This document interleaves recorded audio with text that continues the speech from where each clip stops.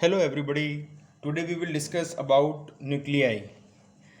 Actually, atomic nucleus was discovered in the year of 1911 by Rutherford and his associates from the study of large angle scattering of alpha particle from thin metal foils. So first of all, let us learn about the composition of nucleus. Actually, the atom consists of a central nucleus which contains positive charge. Actually, entire positive charge is being concentrated at this nucleus at this center, and almost entire mass and the entire charge is being concentrated at this particular point. According to the accepted model of nucleus, actually it is composed of protons and neutrons. Proton was discovered by Rutherford by bombardment of alpha particles on nitrogen in accordance with the following equation. As you are observing in this equation, nitrogen plus alpha particle, it gives out oxygen and proton, that is 1H1.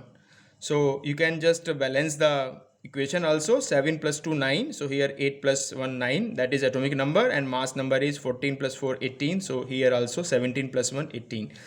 So this is the discovery of the proton which is being done by the Rutherford.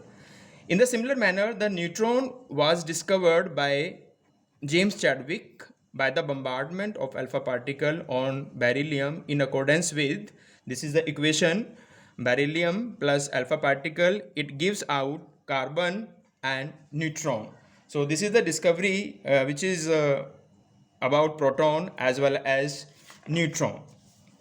So let us discuss a few fundamental properties about these elementary particles.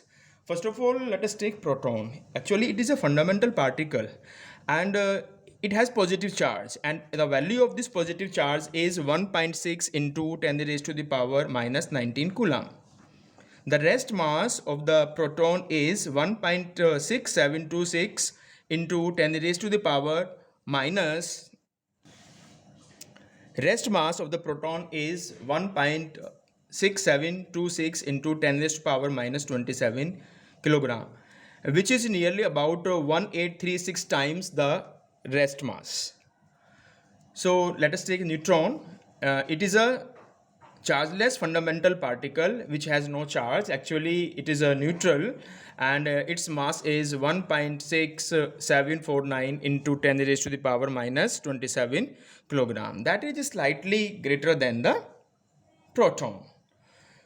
So here one point is to be noted, that is neutron and proton. Actually, these are the identical particles in the sense that their masses are nearly same. If we talk about the if we talk in the reference of nuclear forces, then nuclear force, as we know, it is charge independent, it doesn't depend upon charge. So nuclear forces cannot distinguish them. So neutrons and protons have common name, that is known as nucleons.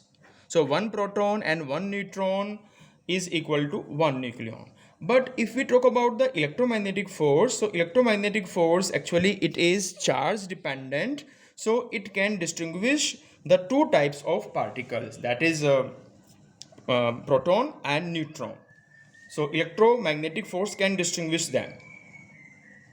Neutron is neutral, so no electromagnetic force acts.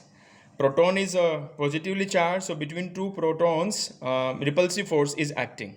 Okay, so as the atom is electrically neutral, so number of electrons in an atom is equal to number of proton inside the nucleus. Now we will discuss some important terms which are required to describe the composition of a nucleus. So let us take one by one. First of all, nucleons.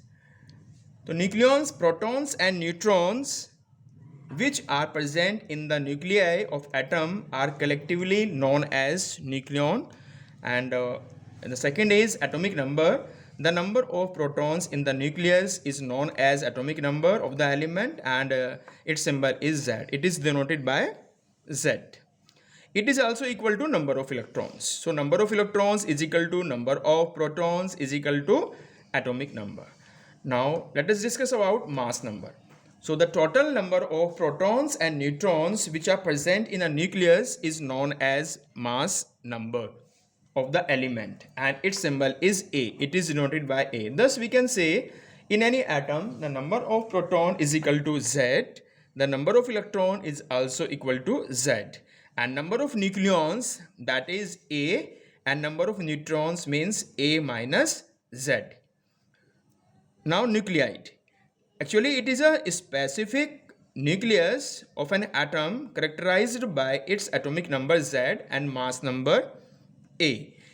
It can be represented ZXA, where X is a chemical symbol of an atom and Z is equal to atomic number and A is equal to mass number. After this, we will discuss about the nuclear size. So like an atom, a nucleus is not a solid object. Its surface is not a well-defined boundary. Still, a size can be assigned to the nucleus. On the basis of experimental observation, experimental studies proved that the volume of a nucleus is directly proportional to its mass number. So because nucleus is spherical in shape, so volume comes out to be volume of a sphere, that is 4/3 pi r square, and that is directly proportional to A, where r is radius and A is the mass number. So we can say r proportional to A raised to the power 1/3. To remove the sign of proportionality, a constant is being used up here. So r is equal to r naught A raised to the power 1/3, and r is a constant that is known as empirical constant, and on the basis of calculations, and if we put all the values, it comes out to be 1.2 into 10 raised to the power minus 15 meter.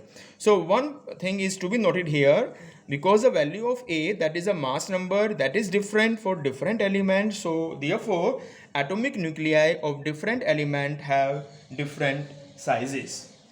Now we will discuss the next term, that is nuclear density. Nuclear density. Actually, density of a nuclear matter is the ratio of the mass of a nucleus to its volume. Suppose A is equal to mass number and R is equal to radius of a nucleus, and if M is equal to average mass of a nucleon, then mass of the nucleus comes out to be M multiplied by A. So volume of the nucleus is equal to, you will apply the formula of volume 4/3 pi r cube, and we can put the value of r as we have discussed earlier. So r comes out to be r naught A raised to the power 1/3, and taking whole cube of this, and let us solve it out.